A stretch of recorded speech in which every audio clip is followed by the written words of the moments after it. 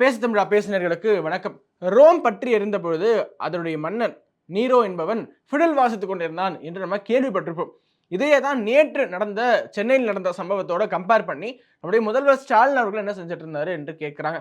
சென்னை மக்கள் ஆயிரக்கணக்கான லட்சக்கணக்கான மக்கள் சென்னை மெரினா கடற்கரையில் கூடியிருந்த போது உணவு தண்ணி டாய்லெட் வசதி என்று எதுவுமே இல்லாமல் கஷ்டப்பட்ட போது நம்மளுடைய முதல்வர் மு.க. ஸ்டாலின் அவர்கள் என்ன செய்து கொண்டிருக்காரு அப்படிங்கிறத ஒரு கேள்வியாக வைக்கிறாங்க. அதனால தான் நீரோ ஸ்டாலின் என்பதை பலரும் சோஷியல் மீடியாவில் பதிவிட்டு வராங்க.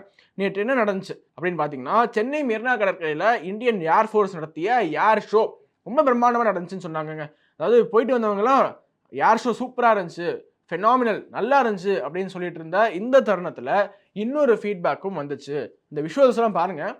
லட்சக்கணக்கான நபர்கள் இந்த ஏர் ஷோவை பார்க்க வந்துட்டு இருந்தாங்க. அவர்களுக்கு சரியான வசதிகள் செய்து கொடுக்காம கம்ப்ளீட்டான ஒரு மிஸ் மேனேஜ்மெண்ட்ல ஈடுபட்டிருக்காங்க தமிழ்நாட்டில் திமுக அரசாங்கம் என்பதுதான் மிகப்பெரிய குற்றச்சாட்டாக இப்போது இருந்திருக்கு. கிட்டத்தட்ட 21 வருடம் கழிச்சு இந்தியன் ஏர்ஃபோர்ஸ் ஏர் ஷோ கனெக்ட் பண்றாங்க. அதுவும் தமிழ்நாட்டில் மெரினா கடற்கரையில் பிரம்மாண்டமான ஜனக்கூட்டம் பார்க்க வேண்டும் என்பதற்காகவே ஒரு ஏர் ஷோ கனெக்ட் பண்றாங்க. அப்போ எவ்வளவு கூட்டம் வரும் என்பதை திமுக அரசாங்கம் அதனுடைய இன்டெலிஜென்ஸ் யூனிட் கணித்திருக்கணுமா வேண்டாமா? இந்த ஏர் ஷோ விஷுவல்ஸ்லாம் நீங்களே பாருங்களேன். ஒரு பிரம்மாண்டமா மக்கள் எல்லாம் வியந்து பார்க்கிற அளவுக்கு ஒரு மிகப்பெரிய ஏர் ஷோவை இந்தியன் ஏர்ஃபோர்ஸ் நடத்தி காட்டியிருக்கு. காண வந்த மக்கள் எல்லாமே ரொம்ப ஹாப்பி. நம்ம ஊர்ல சாதாரணமா ஒரு ஃபிளைட்டை பார்த்தாலே ஆன்னு பார்ப்பாங்க. அங்க தூரத்துல ஃபிளைட் இருக்கு என்று சின்ன குழந்தைங்க எல்லாம் வியந்து பார்ப்பார்கள். அதுவும் ஒரு ஏர்ஃபோர்ஸ் ஏர் ஷோ கனெக்ட் பண்ணதுன்னா எவ்வளவு வியந்து பார்ப்பாங்க மக்கள்னு யோசிச்சு பாருங்க. இது ஒரு பாசிட்டிவ் நோட்டாக இருந்தாலுமே இன்னொரு புறம் அரசாங்கத்தினுடைய கம்ப்ளீட் மிஸ் மேனேஜ்மெண்ட். இந்த ஏர் ஷோவை காண வந்த 5 நபர்கள் உயிரிழந்திருக்காங்க. நூற்றுக்கணக்கான நபர்கள், ஒருத்தர் 2 பேர் இல்ல, நூற்றுக்கணக்கான நபர்கள் மயக்கம் போட்டு கீழே விழுந்திருக்காங்க. அவர்கள் அப்படியே கொண்டு போய் ஹாஸ்பிட்டல் அட்மிட் பண்ணியிருக்காங்க. இதற்கெல்லாம் யார் பொறுப்பு? ஒரு லீவ் நாள்ல சண்டேவில் சாதாரணமாக மெரினா பீச்சில் எவ்வளோ கூட்டம் கூடும் என்பது நம்மளே பார்த்துருப்போம். ஒரு கட்டுக்கடங்காத கூட்டம் இருக்கும், போக்குவரத்து நெரிசல் இருக்கும், டிராஃபிக் ஜாம்லாம் ஆகும். ஓகே, பட் இது ஒரு வரலாற்று சிறப்பு வாய்ந்த நிகழ்வு. இந்தியன் ஏர்ஃபோர்ஸ் டேவை முன்னிட்டு இந்தியாவுடைய விமானப்படையே முன் வந்து ஒரு ஏர் ஷோ கனெக்ட் பண்றாங்க. அதுவும் ஃப்ரீயா கனெக்ட் பண்றாங்க. Note the point. ஸோ ஒரு இலவசமாக ஒரு ஏர் ஷோவை கண்டுகளிப்பதற்காக எவ்வளோ மக்கள் கூடுவாங்க ஆன் அ சண்டே அப்படிங்கிறத இன்டெலிஜென்ஸ் யூனிட், தமிழ்நாட்டினுடைய இன்டெலிஜென்ஸ் யூனிட் கணித்து அதை ரிப்போர்ட் செய்திருக்கணுமா இல்லையா? அப்படி செய்திருந்தால் அதற்கான முன்னேற்பாடுகள் என்ன செய்யப்பட்டிருக்கு? ஏன்னா இந்த விஷுவல்ஸ் நம்ம பார்த்தோம்னா முன்னேற்பாடுகள் செய்திருந்தாலுமே போதுமான அளவுக்கு முன்னேற்பாடுகள் செய்யவே இல்லை என்பதுதான் தோன்றுகிறது. ஒன்றொன்றாக பார்ப்போம் என்ன பிரச்சனை. முதல்ல போக்குவரத்து நெரிசல், அதை கட்டுப்படுத்துவதற்காக எந்த விதமான முன்னேற்பாடும் செய்யப்படவில்லை. செஞ்சிருக்கலாம், குறைந்தபட்சமாக செய்திருக்கலாம், ஆனால் தேவையான அளவு செய்யப்படவில்லை.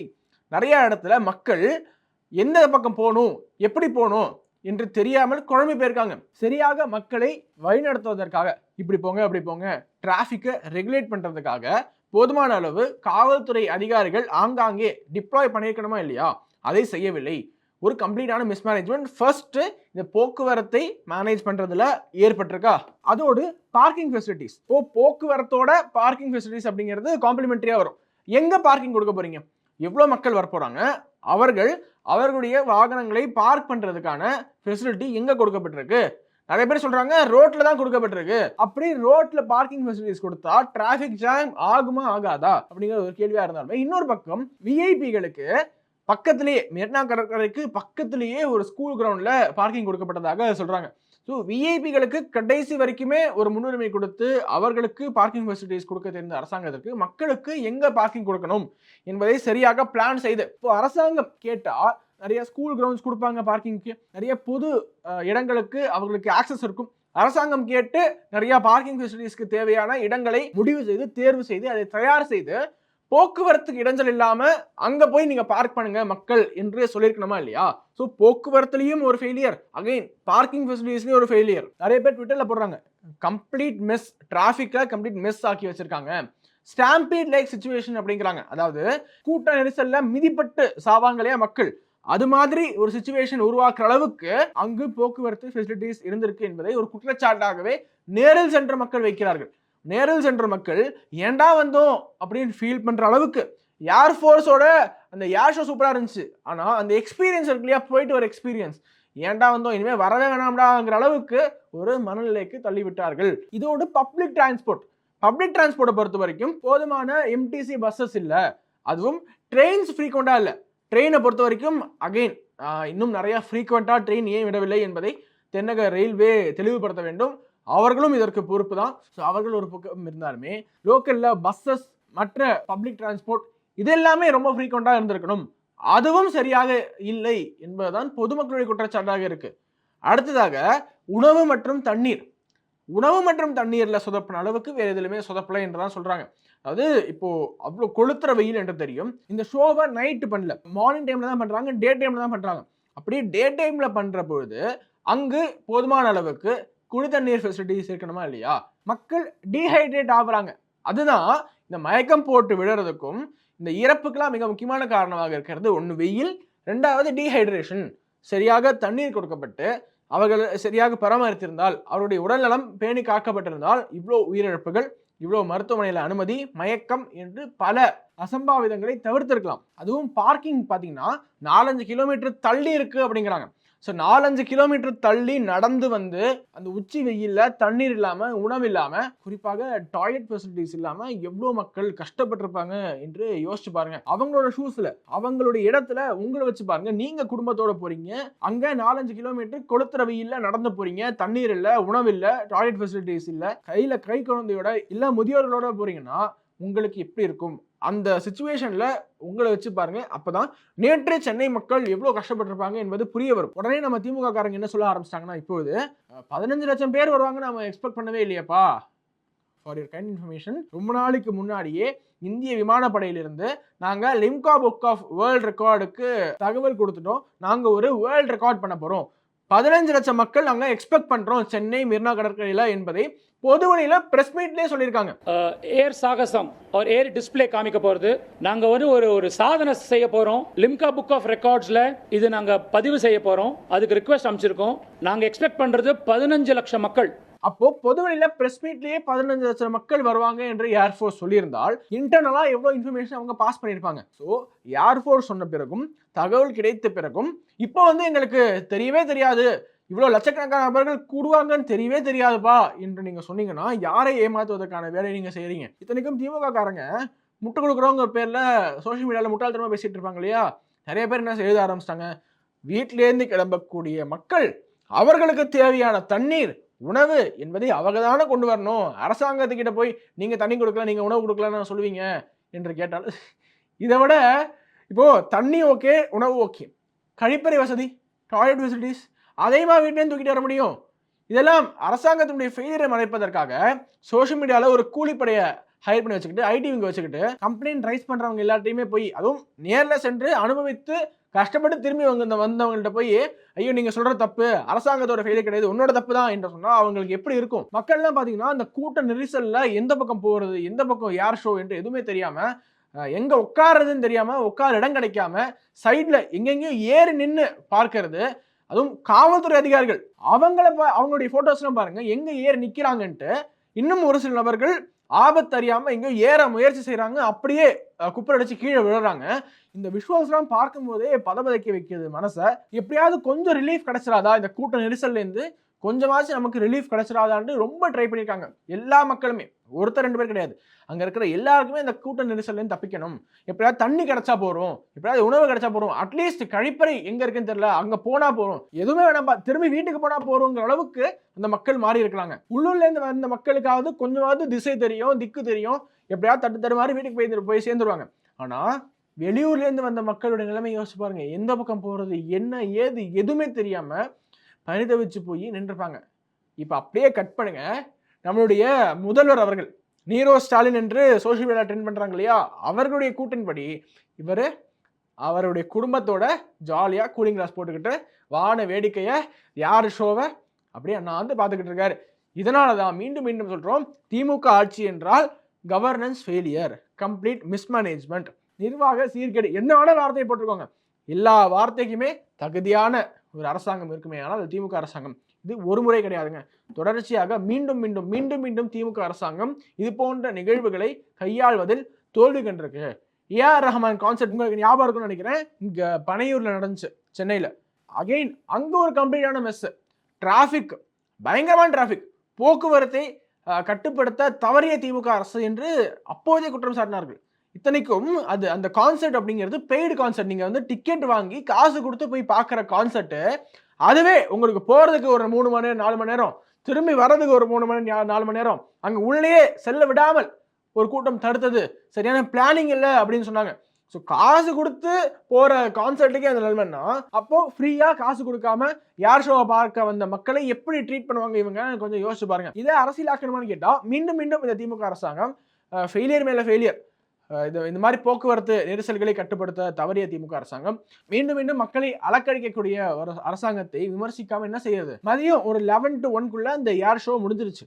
அதற்கு பிறகு 4 மணி 5 மணி 6 மணி வரைக்குமே பாத்தீங்கன்னா போக்குவரத்து நெரிசல் ஒவ்வொரு இன்ச் பை இன்ச்சா அந்த வாகனங்கள் நகர்ந்துட்டு இருக்கு. அந்த விஷுவல்ஸ் நீங்களே பாருங்க. இன்ச் பை இன்ச்சா அந்த வாகனம் நகருது.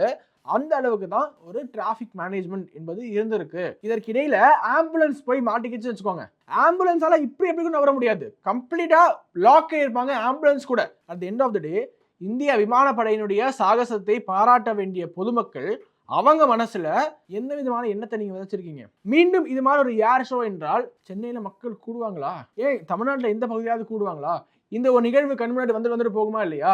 ஐயோ அங்க போனா என்ன நடக்கும் தெரியாதுப்பா, தண்ணி இருக்குமா, உணவு இருக்குமா, டாய்லெட் ஃபெசிலிட்டிஸ் இருக்குமா என்று எதுவுமே தெரியாது, போனா திரும்பி வருவோமா, அப்படி வந்தாலும் எவ்வளவு நேரம் கழிச்சு வருவோம், இதெல்லாம் மிகப்பெரிய கொஸ்டின் மார்க்பா, எதுக்கு போய்கிட்டு என்று அந்த மனநிலையை உருவாக்குவதற்காக திமுக அரசாங்கம் இது போன்ற செயல்களில் ஈடுபடுதான்னு சோசியல் மீடியால கேட்கறாங்க. நிறைய பேர் எழுதியிருக்காங்க. திமுகவுக்கும் நாட்டுப்பற்றுக்கும் சுத்தமா ஆகாது. தமிழ்நாட்டில் கொஞ்சம் கொஞ்சமாக இந்த இந்தியாவுடைய ஆர்ம்டு ஃபோர்ஸஸ் அதுல சேர்றவங்களோட எண்ணிக்கை குறைஞ்சிக்கிட்டே வருது. இந்திய குடிமைப்பணி தேர்வுகளுக்கு தேர்வாகக்கூடிய நபர்களுடைய எண்ணிக்கை குறைஞ்சிட்டே வருது. இப்படியே இவங்களை அப்படியே திராவிட சிந்தனையில வச்சுக்கிட்டு தேசத்தின் பக்கம் நகராம பார்த்துக் கொள்வதற்காக திமுக இது போன்ற நிகழ்வுல ஈடுபடுதா அப்படிங்கிற கேள்வியை எழுப்புறாங்க. ஏன்னா இந்த ஏர்ஃபோர்ஸுடைய ஏர் ஷோவை பார்த்த பிறகு ஒவ்வொரு நபருக்கும் மனசுல தேசப்பற்று என்பது ஆட்டோமேட்டிக்கா உள்ளுக்குள்ள இருக்கக்கூடிய தேசப்பற்று கிண்டல் பண்ண மாதிரி ஆயிடும், அப்படியே வெளிப்படும். இந்தியன் ஏர்ஃபோர்ஸுடைய இந்த மைட்டி சாகசங்கள் அதை பார்க்கும் போதே வியக்க வைக்கும். நாமும் இது இந்தியன் ஏர்ஃபோர்ஸை சேரணும், சேர்ந்து நாட்டுக்காக உழைக்கணும், சர்வ் பண்ணணும் அப்படிங்கிற எண்ணம் அனைவருக்குமே இயல்பாகவே எழும். அதை தடுத்து நிறுத்துவதற்காகவா இந்த முயற்சி என்று கேட்கிறாங்க. இதுவே உங்களுக்கு தேவையான ஒரு நிகழ்வு, ஒரு ஈவெண்ட் நடந்தா, அரசாங்கத்திற்கு தேவையான ஈவெண்ட் சொல்றேன், உதயநிதி அவர்களுக்கு மற்றும் முதல்வர் ஸ்டாலின் அவர்களுக்கு ரொம்ப தேவையான வேண்டிய ஈவெண்ட் F4 கார் ரேஸ் போன்ற ஒரு ஈவெண்ட் நடந்தா, அதற்காக இந்த கார் ரேஸ் நடப்பதற்கு ஒரு 15 நாட்களுக்கு முன்னாடியே ஒரு 15 டேஸ்க்கு கண்டினியூஸா பல்வேறு துறைகள் பல்வேறு நபர்கள் ராவும் பகலமா வேலை செஞ்சாங்க என்று நமக்கு தெரியும். F4 கார் ரேஸ் நடத்துவதற்கு காட்டின அந்த அக்கறையை நீங்க ஏர்ஃபோர்ஸ் நடத்திய ஏர் ஷோவுக்கு நீங்க காட்டியிருந்தா, 100% பங்கு காட்டியிருந்தா கூட இந்த அளவுக்கு உயிர் சேதம் மற்றும் மக்கள் அவதியை தவிர்த்திருக்கலாமே என்று கேட்கிறாங்க.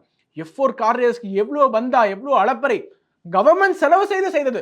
தமிழக அரசாங்கம் செலவு செய்து F4 கார் ரேஸ் நடத்தியது, அதுவும் சென்னையில பிரதான சாலைகள்ல தான் நடத்தியது. இப்போ மெரினா கடற்கரை இருக்கு இல்லையா, அதற்கு பக்கத்துல தான் இந்த F4 கார் ரேஸ் நடத்தியது அரசாங்கம். அப்போது சிறப்பாக உங்களால கையாள முடிஞ்சது. ஆனா இந்தியன் ஏர்ஃபோர்ஸ்னா அவ்வளோ டேக்கன் ஃபார் கிராண்டடா நீங்க செயல்படுறீங்களா அப்படின்னு கேட்கறாங்க. இன்னொரு புறம் விஜய் மாநாட்டை அதை நடத்த விடாம செய்வதற்காக நிறைய கேள்விகளை கேட்குறீங்களே.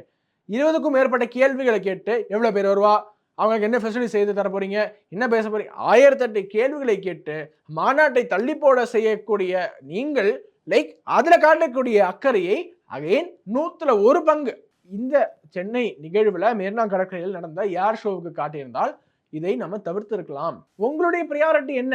மக்கள் நலனா இல்லைன்னா வேற ஏதாவதா? இதுதான் மீண்டும் மீண்டும் கேட்கிறாங்க. ஒவ்வொரு முறையுமே திமுக அரசாங்கத்துடைய ஃபெயிலியரின் பொழுது மக்கள் மேல அக்கறை இல்லாமல் நீங்கள் உங்களுடைய குடும்பம் அதனுடைய நலன் என்று இதுல மட்டுமே கவனம் செலுத்துறீங்க. மக்கள் எவ்வளோ அவதிப்பட்டாலுமே உங்களுக்கே தெரியும், 2 நாள்ல மறந்துடுவாங்க. இதே நாளைக்கு போய் கேளுங்க, ஏர்ஃபோர்ஸ் நடந்துச்சுல, அப்படி ஒரு நிகழ்வுல நிறைய மக்கள் இறந்து போனாங்கல்ல, ஐயோ மறந்துட்டேன்பா. மக்கள் மறதியுடையவர்கள். மறதி ஒரு தேசிய வியாதி. அதனால மீண்டும் மீண்டும் இந்த தவறை செய்துக்கிட்டே இருக்காங்க. காவல்துறையினருக்கு சரியான கைடன்ஸ் இருந்துச்சுன்னா, சரியான போலீஸ் பெட்டாலியனை இறக்கியிருந்தாங்கன்னா, அவர்களுக்கு சரியான வழிகாட்டுதல் இருந்துச்சுன்னா, நம்மளுடைய காவல்துறை சிறப்பாக இந்த நிகழ்வை கையாண்டிருப்பாங்க. ஆனா போதுமான உத்தரவு அவர்களுக்கு பிறப்பிக்கப்படவில்லை. அந்த உத்தரவு மட்டும் பிறப்பிக்கப்பட்டிருந்தால் போதுமான அளவுக்கு காவல்துறை ஆங்காங்கே டெப்ளாய் பண்ணியிருந்தா கூட அட்லீஸ்ட் கைடன்ஸ் இருந்திருக்கும். இப்படி போங்க, அப்படி போங்க, அங்க போய் கார் நிறுத்துங்க, இங்க பார்க்கிங் இருக்கு, அங்க தண்ணீர் வசதி இருக்கு, இங்க டாய்லெட் வசதி இருக்கு என்று அவங்க கைட் பண்ணியிருப்பாங்க. எத்தனையோ NGO முன் வந்திருப்பாங்க உங்களுக்கு உதவுவதற்காக. அவங்க கிட்ட இங்க அப்ரோச் பண்ணல, எதுவுமே பண்ணல. கடைசியில் இது ஒரு கம்ப்ளீட்டான மெஸ் ஆக்கிட்டீங்க. இதற்கு கனிமொழி அவர்கள் அதிகமாக கூட்டம் கூடினால் அப்பேற்பட்ட ஒரு நிகழ்வை நாம் தவிர்க்க வேண்டும். இங்க இந்தியன் ஏர்ஃபோர்ஸுடைய ஏர் ஷோவை தவிர்க்கணும் என்று ஒரு எம்பி பேசுறாங்க. இதை எப்படி ஏற்றுக்கொள்ள முடியும்? அதிகமான கூட்டம் கூடுதுங்கிற காரணத்துக்காக எல்லா நிகழ்வையும் ரத்து பண்ணிடுவீங்களா? உங்களுடைய மாநாட்டில் அதிகமாக கூட்டம் கூடுது அப்படின்னு வச்சுக்கோங்க. திமுக மாநாட்டில் கூடாத கூட்டமா?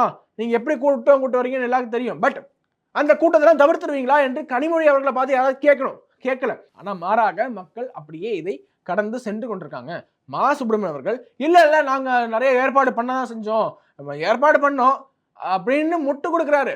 ஆனா அங்கு சென்ற மக்களுக்கு தான் தெரியும் அந்த வழி என்று. ரொம்ப நாளைக்கு முன்னாடி இந்தியன் ஏர்ஃபோர்ஸ் 15 லட்சம் நபர்கள் நாங்க எதிர்பார்க்கிறோம் என்று சொல்லிட்டாங்க, வார்ன் பண்ணிட்டாங்க, துப்பு கொடுத்துட்டாங்க. ஆனா அந்த துப்பை அப்படியே வாங்கிக்கிட்டு தலைகாணி கீழே வச்சுட்டு தூங்கிட்டாங்க இந்த திமுக அரசாங்கம் என்றுதான் மீண்டும் மீண்டும் ஒரு குற்றச்சாட்டை வைக்கிறோம். இது அப்படியே சாதாரணமாக கடந்து போயிடாதீங்க. இந்த ஒட்டுமொத்த நிகழ்வையும் கொஞ்சம் கோர்வையா பாருங்க. முதல்ல ஏர்ஃபோர்ஸ் சொல்லுது எவ்வளோ நபர்கள் நாங்கள் எக்ஸ்பெக்ட் பண்ணுறோம்னு சொல்லுது. ஆனால் அதற்கான வசதிகளை அவங்க செஞ்சு கொடுக்கல. மக்கள் அவதிப்படுறாங்க. மக்கள் ஒரு சில நபர்கள் இறந்து போகிறாங்க, ஹாஸ்பிட்டலைஸ் ஆகுறாங்க. அதற்கு பிறகு ஒரு எம்பி வந்து சொல்கிறாங்க, அதிகமாக கூட்டம் கூடக்கூடிய நிகழ்வுகளை நாம் தவிர்க்க வேண்டும், கட்டுப்படுத்த முடியாத கூட்டங்களை நாம் தவிர்க்க வேண்டும்ங்கிறாங்க. இந்த நிகழ்வெல்லாம் கோர்வையாக பார்த்தா எனக்கு வேறொன்று தோன்றுகிறது. உங்களுக்கு என்ன தோணுது அப்படிங்கிறத கீழே கமெண்ட்ஸ் சொல்லுங்கள். இது போன்ற நிகழ்வு மீண்டும் நடக்காமல் தவிர்ப்பதற்கு என்ன முன்னேற்பாடுகளை எடுக்க வேண்டுமோ அது தயவு செய்து செய்யுங்கள். மக்கள் மீண்டும் ஒரு முறை இது போன்ற நிகழ்வுக்கு வந்துவிடவே கூடாது என்கிற எண்ணத்துக்கு தள்ளிவிட்டீர்கள். பட் இனிமேலாவது மக்கள் கூட்டங்களை எப்படி கட்டுப்படுத்த வேண்டும், எப்படி முன்னேற்பாடுகளை செய்ய வேண்டும் என்று பார்த்து திமுக அரசாங்கம் அதை செய்ய வேண்டும் என்ற வேண்டுகோளோடு விடைபெறுகிறோம். மீண்டும் இன்னொரு நிகழ்ச்சியை சந்திக்கிறேன். வணக்கம். வந்தே மாதரம். இந்த வாரத்துல 7 நாள், இந்த 7 நாள் 7 கிழமைகள்ல பிறந்திருந்தா அவங்களுக்கு எந்த மாதிரி விஷயங்கள் இதெல்லாம் செஞ்சா அவங்களுக்கு இதெல்லாம் இன்னும் கொஞ்சம் சக்சஸ்ஃபுல்லா இருக்கும், பவர்ஃபுல்லா இருக்கும்? ஏன்னா ஒரு கிழமையை போய் பெருசா பேசணுமா அப்படின்னா, நம்முடைய ஜோதிட சாஸ்திரமும் அந்த வான சாஸ்திரத்தையே வாழ்க்கையா வச்சிருந்தவங்க நம்முடைய மக்கள். இந்த மாதிரி ஆன்மீகம் மற்றும் ஜோதிடம் சார்ந்த இன்னும் பல வீடியோக்கள் பார்க்கணுமா? மறக்காம திருவருள் டிவிக்கு சப்ஸ்கிரைப் பண்ணுங்க. திருவருள் டிவியுடைய சேனல் லிங்க் இந்த வீடியோடைய டிஸ்கிரிப்ஷன்ல இருக்கு. உலக தமிழ் சொந்தங்களுக்கு வணக்கம். நான் ராஜவேல் நாகராஜன். பேசு தமிழா பேசு வலையொலியுடைய வளர்ச்சிக்கு நீங்களும் உறுதுணையாக இருக்கணும்னு நினச்சிங்கன்னா இந்த வீடியோடைய டிஸ்கிரிப்ஷனில் இருக்கக்கூடிய ரேசர் பே லிங்கை கிளிக் பண்ணுங்கள். அந்த லிங்க்கில் போயிட்டு உங்களுக்கு விருப்பமான தொகையை பேசு தமிழா பேசுவனுடைய வளர்ச்சிக்கு உங்களுடைய பங்களிப்பாக நீங்கள் கொடுக்கலாம். நன்றி, வணக்கம்.